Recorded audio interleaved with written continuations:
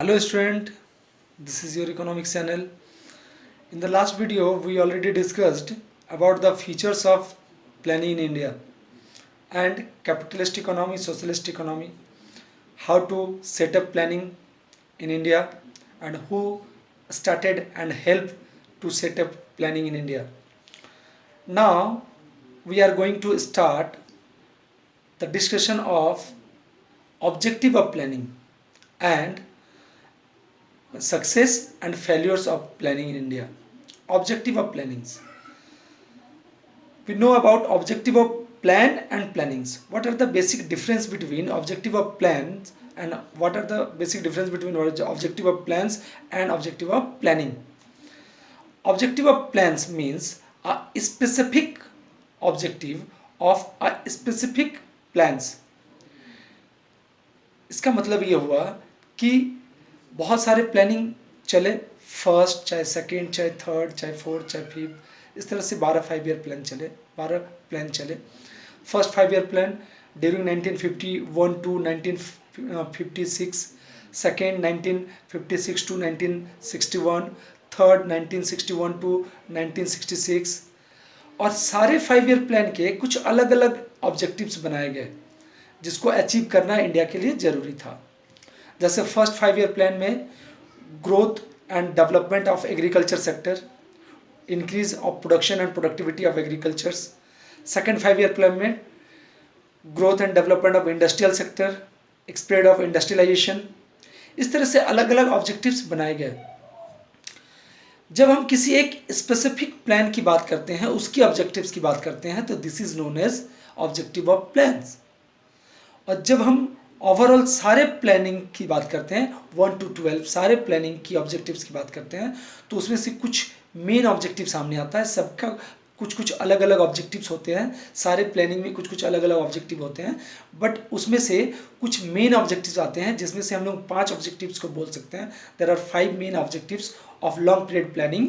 क्योंकि long period इसलिए बोल रहे हैं क्योंकि 3 शॉर्ट पीरियड प्लानिंग भी बन चुका है, एक 2 ईयर्स का, एक 3 ईयर्स का और एक 1 ईयर्स का. इसलिए लॉन्ग पीरियड प्लानिंग का जब हम लोग ऑब्जेक्टिव्स की बात करते हैं, सारे में से कुछ मेन ऑब्जेक्टिव्स की बात करते हैं, तो इसको बोलते हैं ऑब्जेक्टिव ऑफ प्लानिंग. तो हम लोग बात करेंगे ऑब्जेक्टिव ऑफ प्लानिंग की, लॉन्ग पीरियड प्लानिंग की. तो there are 5 main objectives of long period planning, 5 main target, main goals of objective of planning. GDP growth, full employment, equitable distribution और equity, modernization and self sufficiency. इसे main objectives क्यों कहा गया? GDP growth. What is GDP? Gross domestic product means the gross value of, total value of produces goods and services in domestic territory during financial year is known as GDP, gross domestic product. जितना ज़्यादा production होगा country में, domestic territory में, उतना ज़्यादा GDP बढ़ेगा. जितना ज़्यादा जीडीपी बढ़ेगा उतना लोगों का इनकम बढ़ेगा, जितना इनकम बढ़ेगा अगेन उतना इन्वेस्टमेंट बढ़ेगा और फिर से जीडीपी बढ़ेगी. That's why the target of government was increasing GDP, growth in GDP. Second, full employment. The government try to achieve the full employment level. Full employment means those people who are able to work and willing to work at the existing wage rate, they must got a job. ऐसे लोग जो काम करना चाहते हैं, जो काम करने में एबल हैं, वैसे लोगों को जॉब मिलना चाहिए. इसलिए गवर्नमेंट ने इसे भी अपना ऑब्जेक्टिव बनाया during the 5 year plan. Third, equitable distribution and equity. It is the most important objective. Equitable distributions, अगर ये नहीं होगा तो रिचर सेक्शन और रिचर होता जाएगा और पुअर सेक्शन और पुअर बनता जाएगा. Poor section continuous struggle face करेगा और रिचर सेक्शन और रिचर होता जाएगा. इसलिए भी इसको भी ऑब्जेक्टिव बनाया गया गवर्नमेंट के द्वारा. Next, modernization means the modern technology, modern techniques uses by the economy. Country में मॉडर्न टेक्नोलॉजी का यूज़ हो, अपग्रेडेशन हो टेक्निक्स का, इसलिए इसे भी अपना मेन ऑब्जेक्टिव बनाया गया सारे प्लानिंग्स में. Self sufficiency. It is necessary that for during long time after independence India depends on Canada, USA for food grain, basically wheat. For that India needed to self sufficiency of food grain in India. India को ये बहुत ज़रूरी था self sufficiency होने का, क्योंकि हम दूसरे देशों पर डिपेंड थे। फॉर दैट इसे भी बनाया गया मेन ऑब्जेक्टिव, और ये बहुत अच्छी बात है कि अब हम लोग सेल्फ सफिशिएंट कंट्री है इन फूड ग्रेन में, क्योंकि पॉपुलेशन के अकॉर्डिंग हमें फूड भी चाहिए ड्यू टू ग्रीन रेवोल्यूशन। ये ऑब्जेक्टिव्स बनाए गए। इसके बाद हम लोग अगर पूरे ड्यूरिंग प्लानिंग का वॉच करते हैं, first to second third fourth 12, first to 12, तो हम कुछ अचीवमेंट देखते हैं कि गवर्नमेंट ने जो प्लानिंग कमीशंस बनाया, जो 5 ईयर प्लान बना, उसके अकॉर्डिंग इंडिया ने बहुत सारे अचीवमेंट अचीव किए, बहुत सारे सक्सेस ऑन बहुत सारे फील्ड में अचीव आया। वो क्या है? These are increase in national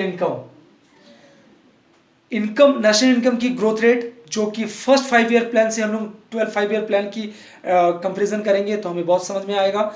जो फर्स्ट 5 ईयर प्लान में 4.6 था, वो 6.8 6.9 अप्रॉक्सिमेटली 7% तक नेशनल इनकम की ग्रोथ रेट राइज हुई। ये हमारे लिए अच्छा अचीवमेंट है। Second, increase in per capita income, इसकी ग्रोथ रेट 2.7 से लेकर 5.5% तक की राइज हुई फर्स्ट टू 12 5 ईयर प्लान में। ये भी हमारे लिए एक अच्छा अचीवमेंट है। Rise in saving and investment percentage, जो कि फर्स्ट 5 ईयर प्लान में ओनली 9.3% था, जो अभी अराउंड 33% है, मतलब 32.3% है। ये इन्वेस्टमेंट परसेंटेज राइज हुआ due to rise in saving. जब सेविंग राइज होता है तो डेफिनेटली इन्वेस्टमेंट राइज होता है। तो सेविंग को प्रमोट किया गया, promotion of savings with the help of some steps by the government during the planning, और इस तरह से ये भी अचीव हुआ। Next, institutional and technical change in agriculture. There are lots of institutional and technical changes in agriculture field also. Institutional changes means collective farming, cooperative farmings, regulation of rent, stop of intermediaries. ये institutional changes है। Technical changes, use of chemical fertilizer, insecticides, pesticides, HIV seeds, ये सारे changes है technical changes. With the help of these changes, India achieved the full food grain. India achieved the self-sufficiency in food grain. Next, growth and diversification of industry. During the planning, India set up basically second 5 year plan. With the help of second 5 year plan, the achievement of large scale industries, iron and steel companies by the government, and so many industries, fertilizer firms and so many industries. ये भी हमारे लिए achievement है। Infrastructure, there are 2 type of infrastructure, social and economical. Economical infrastructure means power, roadways, railways. Indian railway network is the largest railway network in the world, ये हमें पता है।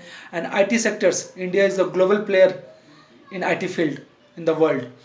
ये इकोनॉमिकल इंफ्रास्ट्रक्चर को शो करता है। Social infrastructure, the health facilities, education facilities is so good in India. Averages, जो हमारा 32% अप्रॉक्सली था during the period of British rule, जो अभी 70 पार हुआ है। इट मीन्स ये अचीवमेंट को शो कर रहा है infrastructure. Employment rate up to 7%, 6.9% तक एम्प्लॉयमेंट रेट राइज हुआ है।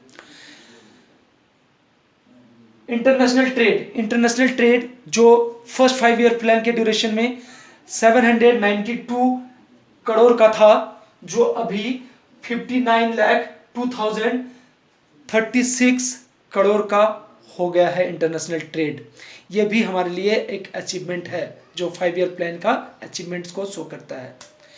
ये सारे अचीवमेंट होने के बावजूद भी after that we can say that the planning is failure because some points, because some facts. These are abject poverty.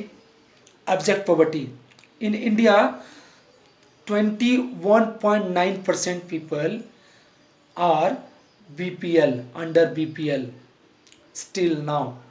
अभी तक 21.9% लोग अभी भी BPL के करीब हैं, BPL से नीचे हैं। ये abject poverty, elevation programs of poverty के होने के बाद भी ये इंडिया की प्लानिंग के लिए फेल्यूर्स है। High rate of inflation, what is inflation? When the value of goods and services rises, the value of currencies decreases. in a situation when aggregate demand is greater than aggregate supply.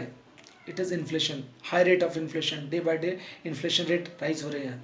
Due to this the our purchasing power decreases. इसलिए ये भी एक failure है India के लिए. Unemployment crisis first 5 year plan में only 53 lakh unemployment था. Due to rise in population 4.35 crore people unemployed still now. ये अभी भी है. हर 5 ईयर प्लान में हमने फुल एम्प्लॉयमेंट को अचीव करना चाहा है, बट एक चीज़ नोटिस करना है हमें कि full employment does not mean zero level of unemployment. But अभी भी हम लोग इसको अचीव नहीं कर पाए हैं. This is the also failures.